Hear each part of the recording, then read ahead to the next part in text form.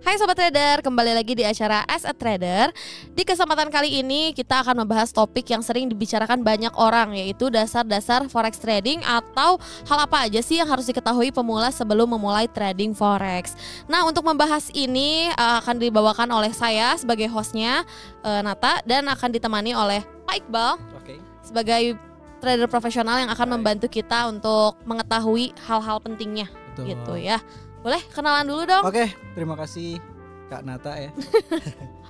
Oke, assalamualaikum warahmatullahi wabarakatuh semuanya. Salam kenal, saya Muhammad Iqbal Nurul Iskandar, trading analis dari DDMax juga gitu.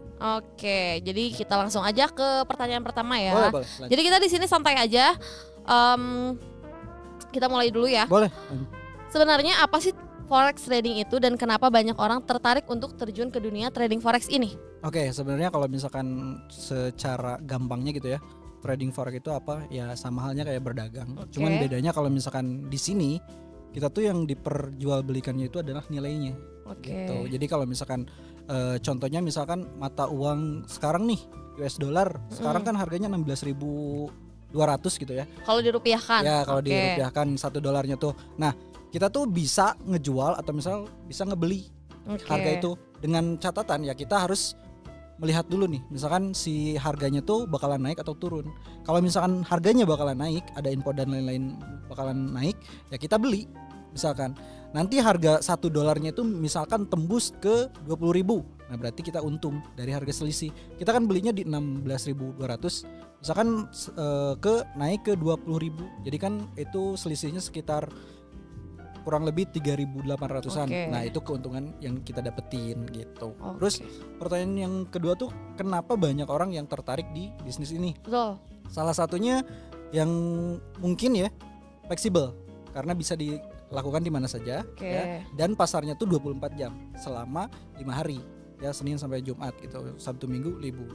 Nah, kenapa banyak orang yang suka dengan trading forex ini?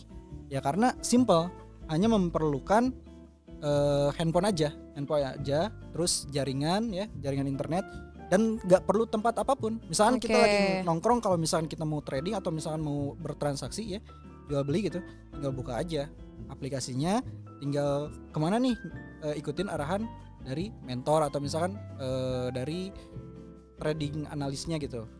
Arahannya seperti apa. Nah, kalau misalkan udah menemukan ya tinggal trading aja, udah tinggalin gitu. Jadi simpelnya ya, mungkin banyak orang yang suka tuh yang gak perlu modal gitu.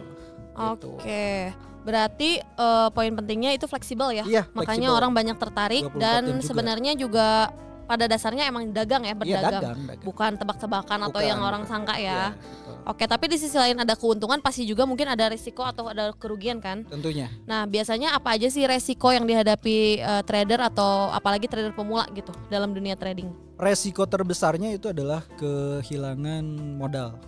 Dalam artian ya, kalau bahasa tradernya bilangnya MC, margin call gitu ya. Nah, itu tuh disebabkan karena kurangnya pengetahuan atau ilmu. Jadi ibaratnya dengar kata orang nih, misalkan trading forex menguntungkan dan lain-lain, dia terjun langsung tanpa dibimbingi atau tanpa menguasai ilmunya terlebih dahulu gitu. Tiba-tiba masuk aja ke dunia itu. Nah, di situ nggak ada yang ngebimbing dan nggak ada apapun, ya itu resiko terbesarnya gitu loh. Dia akan mengambil keputusan yang mungkin bisa menjerumuskan. Misalkan yang harusnya harga udah saatnya ngejual, dia ngebeli. Dia harusnya ngebeli, dia malah ngejual. Itu yang menyebabkan orang-orang atau misalkan kebanyakan resiko terjadi itu karena itu. Terus banyak juga kalau misalkan ada orang yang titip dana. Jadi nggak tahu apa-apa, dia nitip dana, ini tradingin. Itu nggak tahu di tradingin atau dibawa kabur gitu uangnya dan lain-lain lah. Banyak resikonya tentunya gitu ya. Tapi dengan adanya resiko tersebut, enaknya di trading forex itu, kalau misalkan kita udah paham ilmunya nih ya, itu kita bisa pasang yang namanya batasan resiko. Ada batasan resiko, ada batasan keuntungan. Kenapa batasan keuntungan diperlukan gitu ya? Karena fluktuatif harganya di forex ini itu sangat tinggi. Jadi bisa tiba-tiba dia naiknya tinggi, bisa balik lagi turun jauh gitu. Jadi makanya perlunya pengetahuan sih. Ilmunya terlebih dahulu. Jadi kalau misalkan batasan itu kita bisa langsung pasang di aplikasinya? Betul, bisa. Misalkan gini, misalkan resiko tersebut ketika kita mau melakukan transaksi misalkan hari ini, kita tanya diri sendiri, kita siap kehilangan atau meresikokan uang berapa. Misalkan 300.000, ya udah kita tinggal pasang setnya di SL-nya tuh 300.000, misalkan keuntungannya berapa? 500.000 gitu. Atau enggak 1:1 lah, minimal 300.000 untuk resikonya, 300.000 juga untuk keuntungannya. Lebih bagus, lebih tinggi sih profitnya gitu. Ibaratnya 1:2 lah. Misalkan resikonya 300.000, berarti keuntungannya kita taruh di 600.000 gitu. Jadi itu enak banget. Dan udah pun misalkan udah di set tuh SL dan TP-nya, kerugiannya misalkan harganya turun jauh misalnya, ya udah kerugian kita hanya maksimal tetap yang kita pasang ya 300.000 gitu. Jadi benar-benar ya fleksibel balik ya, lagi fleksibel, aman, dan ya ibaratnya sebelum masuk market kita udah tahu nih, misalkan kita belum berdagang kita udah tahu nih, kalaupun resikonya sekian, misalkan keuntungannya pun sekian gitu. Beda kan kalau misalkan kayak konveksi gitu ya. Kalau misalkan kita dagang nih misalkan bakso, kita kan nggak tahu ya untungnya berapa, ruginya berapa. Ya, belum tahu di hari itu laku berapa dan nggak laku berapa. Gak tahu kan ya. Cuaca bisa hujan dan lain-lain kan. Ibaratnya bisa ngeganggu dagang itu gitu ya. Nah itu yang menurut saya kurang bagus gitu ya. Dalam artian bukan mengecilkan itu, cuman ada yang lebih safety nih. Sebelum kamu berdagang, kamu tahu dulu nih per transaksinya kerugiannya berapa, keuntungannya berapa. Itu jadi lebih ke manage aja gitu, lebih bagus lah. Setuju banget. Tapi berbicara tentang resiko, mungkin ada nggak sih manajemen resiko dalam forex? Kalau misalkan ada, boleh dong dikasih tipsnya untuk pemirsa di rumah. Tentunya, kalau misalkan untuk manajemen resiko itu, biasanya para trader itu menggunakan modalnya itu sebesar 1-5% dari modal awal. Misalkan dari 100 juta nih, misalkan 1%-nya kan 1 juta ya. Nah, berarti maksimal kerugiannya itu di 5 juta. Nah, biasanya dan itu pun nggak melulu ketika misalkan kita entry kena stop loss. Enggak, tentunya sebelum kita kan harus memahami dulu resikonya berapa, terus mau berapa yang kita ibaratnya mau berapa kita korbankan di modal tersebut. Amit-amitnya kita nggak gitu sesuai ya analisanya. Betul. Misalkan ambil 1% atau misalkan 3% lah mentok, atau misalkan 5% paling besar gitu hari itu juga. Nah itu juga bisa kita setting gitu. Terus kalau untuk meminimalisir resikonya, tentunya kita juga harus paham ilmunya. Karena di trading forex ini bukan hanya dari manajemen, tapi juga memerlukan adanya technical analysis gitu. Terus ada juga fundamental. Jadi kalau misalkan untuk pemula gitu ya, bagusnya ya alangkah baiknya perdalam dulu aja ilmunya gitu loh. Jadi jangan langsung terjun gitu ya, apalagi nggak sampai dibimbing sama mentor-mentor yang udah berpengalaman. Kalau misalkan di DDMax sendiri kan enak gitu ya, kalau misalkan pemula pun bisa langsung mendapatkan profit karena dibimbing langsung dan tentunya diperkenalkan dulu akun demo gitu. Jadi akun demo itu ibaratnya uang bohongan gitu, cuman pergerakan marketnya itu nyata sama yang real gitu. Cuman bedanya ketika profit gak bisa di WD gitu aja gitu. Tapi kalau misalkan kita bilang nahan diri untuk tidak greedy atau serakah, itu juga masuk ke manajemen betul, bisa ya. Betul. Karena apalagi kan itu penting juga kayaknya. Itu kebanyakan orang sih, apalagi pemula gitu ya, yang udah dikasih profit misalkan seharinya itu 1 juta misalkan. Betul. Dia malamnya itu entry lagi sampai akhirnya yang tadinya profit malah jadi loss gitu. Ya karena greedy itu ya. Karena serakah lah. Padahal kalau dihitung-hitung gitu loh, dalam jangka 1 hari gitu dapat 1 juta kan udah besar gitu. Betul. Kali 20 hari kerja berarti ya? Iya betul, 20 hari 20 juta lumayan berarti tuh ya. 20 juta ya. Lumayan. Gitu. Oke, tipsnya ini sangat berguna ya, bisa ditiru untuk pemirsa di rumah. Dan selain manajemen resiko, apalagi mungkin yang harus dipelajari pemula sebelum memulai trading? Ya sebelum untuk pemula ya, untuk pemula ya yang tadi saya bilang bukan hanya manajemen, tapi juga perlunya kita perdalam analisa teknikal. Ada analisa teknikal, ada fundamental. Nah, untuk analisa teknikal ini tuh udah langsung ibaratnya kalau digambarin itu dia tuh rute jalannya. Jadi pergerakan market tuh ada rute jalannya gitu.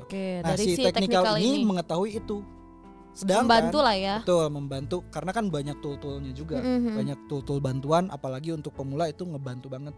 Apalagi ada Bollinger Band dan lain-lain lah indikatornya. Nah, sedangkan untuk fundamentalnya itu adalah tujuan tempatnya. Oke. Itu ibaratkan simpelnya gitu ya. Jadi si teknikal ini menunjukkan jalannya mau kemana gitu ya. Si fundamental ini adalah tujuannya. Misalkan fundamental ini tuh menunjukkan bahwa dia tuh bakalan bergerak ke Cianjur. Misalkan kita menggunakan teknikal. Ini kan teknikalnya tuh bisa ada yang jalan Jakarta motor gitu ya, lewat tol gitu. Terus bisa juga lewat Padalarang, misal juga lewat Sukabumi muter gitu lebih jauh. Nah, ini si teknikal ini yang bakalan ngasih tahu, oh ini pergerakannya tuh bakalan lewat Sukabumi misalkan, oh ini pergerakannya bakalan lewat Bandung. Nah, tapi tujuannya tetap sama gitu loh. Ya kebanyakan orang tuh melupakan itu gitu. Jadi itu juga penting selain manajemen resiko, teknikal dan fundamental pun perlu gitu. Oke, untuk pemula nih lebih baiknya belajarnya teknikal dulu atau fundamental dulu? Tentunya teknikal. Karena lebih ibaratnya lebih gampang dan tadi saya bilang toolnya sebelum ke tujuan. Betul. Jalannya teknikal dulu ya. Ada jalan-jalannya dulu. Ibaratnya ada alat bantu yang bisa memudahkan gitu di teknikal itu tuh. Itu ada indikator, terus ada tool-tool yang lain gitu. Itu banyak banget di teknikal. Jadi saran saya ketika udah ya manajemen kan itu paling penting gitu ya. Betul. Apalagi psikologi trading karena analisa jago, fundamental jago, kalau psikologi tradingnya nggak sehat juga ya. Nggak sehat itu baru masuk juga pengen langsung keluar gitu. Kan kurang bagus juga. Cuman kalau untuk pemula lebih baik belajar teknikal dulu atau fundamental, saya saranin untuk teknikal. Contoh satu gitu. Teknikal aja yang biasa, yang bukan biasa ya, yang disarankan yang untuk pemula gitu nih ya. Yang simple banget, yang ya mungkin membantu juga untuk trading di awal apa? Ada dua ya, ada Bollinger Band atau enggak moving average. Gitu. Karena kalau misalkan Bollinger Band itu dia bisa kan 3 garis gitu ya, 3 garis, middle, lower sama upper. Nah si upper band ini itu berfungsinya sebagai resisten. Nah yang lower band itu sebagai support. Jadi tujuannya itu si middle. Jadi ibaratnya jalan kereta lah. Si harga tuh nggak akan keluar dari jalur itu. Kalaupun keluar dia bakalan dipaksa masuk lagi ke jalur itu, Bollinger Band. Nah, yang kedua itu ada moving average. Nah, itu disingkat kan MA kali ya. Ya, MA gitu. Nah, MA itu juga kan itu untuk mengetahui arah tren gitu. Tergantung kita mau pakai periodenya berapa. Kalau yang simple gitu yang untuk intraday 8 biasanya 21 sampai 55 gitu. Kalau 100 ke sana itu udah masuknya ke middle ini ya, udah masuk ke jangka panjang lah ibaratnya, udah masuk ke swing gitu. Nah, CMA ini tujuannya apa? Ya untuk mengarahkan trennya. Hari ini tuh trennya apa? Naik atau turun? Apabila si candle gitu ya, si candle berada di atas MA, maka tren tersebut sedang naik. Maka kita prepare untuk mengambil posisi buy-nya. Kalau misalkan MA-nya ada di atas candle ya, maka itu tandanya si market itu sedang tren turun gitu. Jadi simpel banget ya sebenarnya ya. Jadi tinggal kita ini tren turun nih, berarti kita carinya untuk ambil posisi sell-nya, momentum sell-nya, jangan kebalik gitu. Nah, itu sih yang bakalan baru berapa ya? 1 jam juga pasti udah bisa lah gitu.